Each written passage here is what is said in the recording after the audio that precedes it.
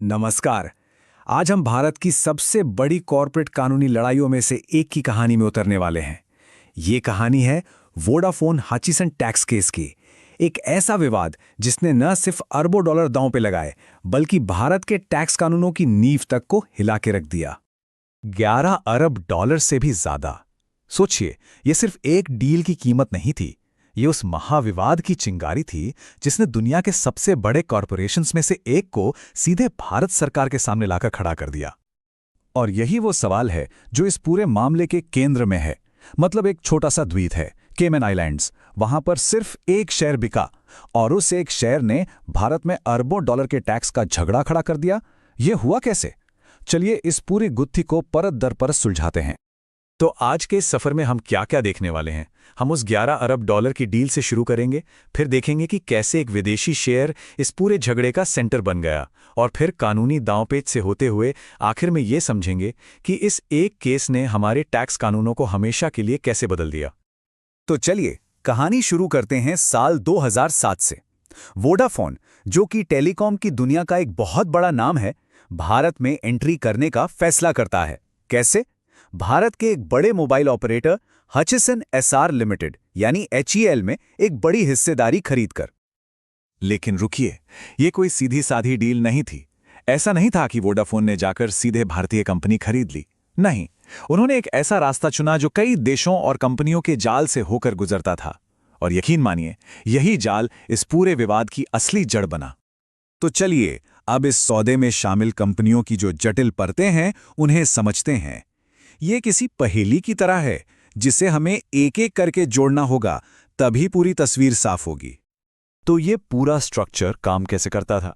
सोचिए, ये एक मल्टी लेयर केक जैसा था। सबसे ऊपर हांगकांग की मेन कंपनी, उसके नीचे केमन आइलैंड्स में एक होल्डिंग कंपनी, फिर उसके नीचे मॉरिशस में कुछ और कंपनियां, और इन सब के नीचे एकदम आखिर में आती थी हमारी भारतीय कंपनी HEL। अब सवाल यह है कि इतना घुमावदार रास्ता क्यों? भाई सीधी सी बात है, हर लेयर, हर परत एक खास टैक्स बेनिफिट देती थी। मतलब लेन देन पर लगने वाला टैक्स कम से कम हो। और यही था इस केस का सबसे बड़ा ट्विस्ट। वोडाफोन ने भारत में मौजूद हजारों करोड़ की संपत्ति को हाथ भी नहीं लगाया। उन्होंने क्या किया? केमन आइलैंड्स में जो कंपनी थी CGP, उसका सिर्फ एक शेयर खरीदा। इसे ऐसे समझिए जैसे किसी ने तिजोरी नहीं बल्कि उस तिजोरी की चाबी खरीद ली, जिसके अंदर भारत का पूरा टेलीकॉम बिजनेस बंद था। और चाबी हाथ में आते ही तिजोरी पर भी कब्जा हो गया। और ये समझना बहुत जरूरी है कि ये जो कॉम्प्लिकेटेड स्ट्रक्चर था, ये कोई रातों रात टैक्स बचाने के लिए नहीं बनाया गया था। जैसा कि ये टाइमलाइन दिखा रही है, हचिसन इस ढांचे का इस्तेमाल 1 दशक से भी ज्यादा समय से कर रहा था। ये एक स्थापित लीगल कॉर्पोरेट तरीका था। खैर, जैसे ही ये सौदा हुआ, भारतीय इनकम टैक्स डिपार्टमेंट की एंट्री हुई। उन्होंने वोडाफोन पर एक बहुत बड़ी टैक्स देनदारी का दावा ठोक दिया। और बस यहीं से ये मामला एक अंतर्राष्ट्रीय कानूनी लड़ाई में बदल गया। भारतीय टैक्स अधिकारियों ने इनकम टैक्स एक्ट की इसी धारा का इस्तेमाल किया। उनका तर्क बहुत ही सीधा था। हमें इससे फर्क नहीं पड़ता कि आपने सौदा कहाँ किया। जिस चीज़ को बेचा गया, यानी भारतीय टेलीकॉम बिजनेस, उसकी वैल्यू तो भारत की ज़मीन पर है ना, इसलिए टैक्स भी भारत में ही लगेगा। सरकार का जो नज़रिया था वो लुक थ्रू अप्रोच पर आधारित था। मतलब वो कह रहे थे कि कागज पर क्या लिखा है उसे भूल जाओ, पर्दे के पीछे देखो और सौदे की आर्थिक सच्चाई को समझो। और आर्थिक सच्चाई तो यही थी कि भारत में एक बहुत बड़ा बिजनेस हाथ बदल रहा था, भले ही कागजी कार्रवाई विदेश में हुई हो। तो अब ये लड़ाई सिर्फ पैसों की नहीं रही थी, ये टैक्स कानून को समझने के दो बिल्कुल अलग अलग तरीकों के बीच एक टकराव बन चुकी थी। ये स्लाइड इस लड़ाई के दिल को दिखाती है। एक तरफ वोडाफोन का तर्क था, देखिए कानून क्या कहता है, हमने तो सिर्फ एक विदेशी शेयर बेचा है। दूसरी तरफ टैक्स डिपार्टमेंट कह रहा था, सच्चाई देखो, आपने एक भारतीय बिजनेस का कंट्रोल बेचा है। ये फॉर्म वर्सेस सब्सटेंस की एक क्लासिक लड़ाई थी। और वोडाफोन का तर्क इस बहुत ही प्रसिद्ध कानूनी सिद्धांत पर टिका था, जिसे बाद में सुप्रीम कोर्ट ने भी माना। आसान भाषा में कहें तो कानून के दायरे में रहकर अपने टैक्स को स्मार्ट तरीके से कम करना आपका अधिकार है। ये टैक्स चोरी नहीं बल्कि टैक्स प्लानिंग है। कई सालों की कानूनी जद्दोजहद के बाद आखिरकार ये मामला भारत की सबसे बड़ी अदालत सुप्रीम कोर्ट तक पहुंचा। अब कहानी अपने क्लाइमेक्स पर पहुंच रही थी।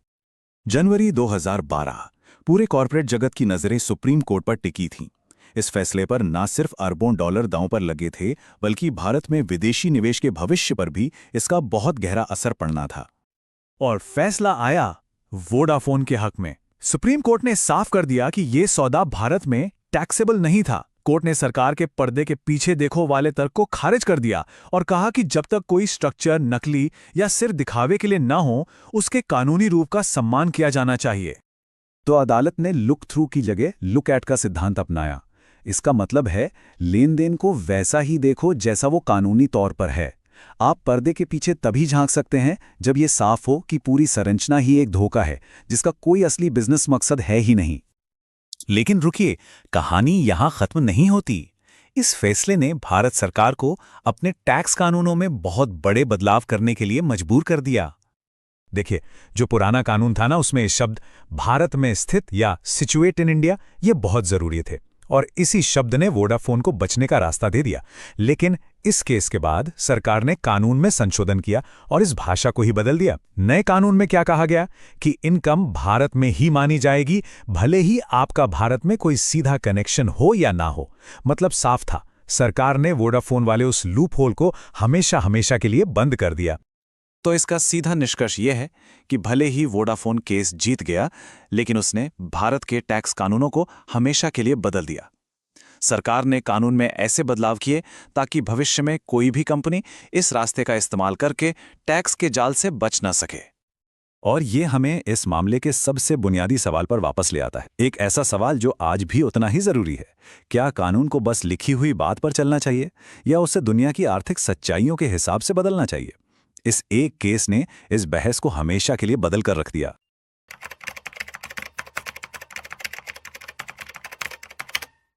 तो चलिए आज एक ऐसे जबरदस्त कानूनी ड्रामे की कहानी जानते हैं जिसमें अरबों डॉलर, एक देश की साख और कानून के बुनियादी सिद्धांत सब कुछ दांव पर लगा हुआ था।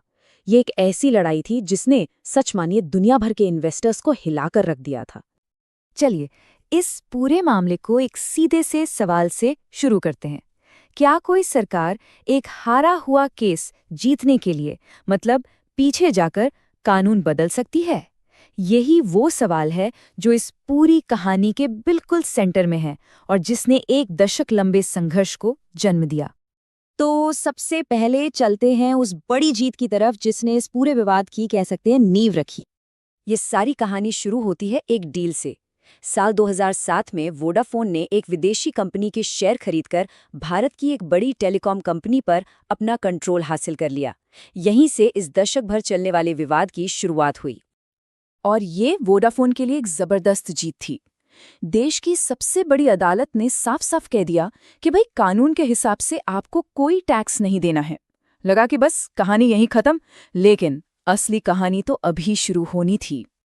और अब आता है कहानी में वो मोड़ जहां सरकार ने एक ऐसा कदम उठाया जिसने पूरा खेल ही पलट कर रख दिया। तो सुप्रीम कोर्ट के फैसले के बाद सरकार ने क्या किया?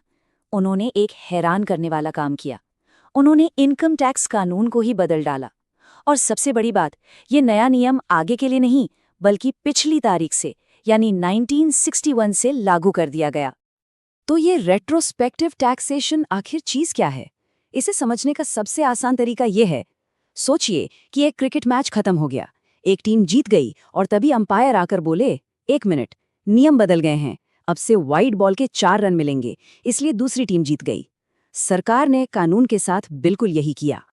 और इस एक बदलाव का नतीजा सोच के देखिए, वोडाफोन पर अचानक से 22,100 करोड़ रुपए की एक भारी भरकम टैक्स डिमांड आ गई। इससे आप अंदाजा लगा सकते हैं कि सरकार के इस कदम के पीछे कितना पैसा दांव पर लगा था। अब देखिए, भारत में तो कानून बदल चुका था, सुप्रीम कोर्ट का फैसला बेअसर हो गया था, तो वोडाफोन के पास अब देश के अंदर कोई रास्ता नहीं बचा। इसलिए ये लड़ाई अब देश की सीमाओं को पार करके एक इंटरनेशनल स्टेज पर पहुंच गई। तो वोडाफोन ने किया क्या? उन्होंने एक इंटरनेशनल समझौते का सहारा लिया। इसे कहते हैं बायलैटरल इन्वेस्टमेंट ट्रीटी यानी BIT। ये समझ लीजिए 2 देशों के बीच एक अग्रीमेंट होता है जो ये पक्का करता है कि दोनों देश एक दूसरे के इन्वेस्टर्स के साथ फेयर प्ले करेंगे, मतलब निष्पक्ष व्यवहार करेंगे। तो वोडाफोन, जो नीदरलैंड्स के जरिए इन्वेस्ट कर रही थी, उसने इंडिया नीदरलैंड्स ट्रीटी का इस्तेमाल किया। उनका कहना था कि सरकार का ये रेट्रोस्पेक्टिव टैक्स लगाना उस ट्रीटी में दिए फेयर ट्रीटमेंट के वादे को तोड़ना है। और बस इसी के साथ केस दिल्ली से निकलकर सीधा द हेग, नीदरलैंड्स पहुंच गया। अब पूरी दुनिया की नजरें इस केस पर टिक गई थीं। सवाल बड़ा सीधा था, क्या एक देश का अपने कानून बदलने का अधिकार इंटरनेशनल संधियों से भी ऊपर है? और ये लड़ाई कोई छोटी मोटी नहीं थी, पूरे एक दशक तक चली। देखिए, 2012 में सुप्रीम कोर्ट की जीत से शुरुआत हुई, लेकिन कुछ ही महीनों में संसद ने कानून बदल दिया। 2014 आते आते मामला इंटरनेशनल कोर्ट में था, जहां 2020 में आखिरकार वोडाफोन को फिर से जीत मिली और अंत में 2021 में भारत ने इस विवादास्पद कानून को वापस ले लिया। तो इस इंटरनेशनल कोर्ट का फैसला क्या था? बिल्कुल साफ। उन्होंने कहा कि भारत का ये टैक्स मांगना ट्रीटी का उल्लंघन है।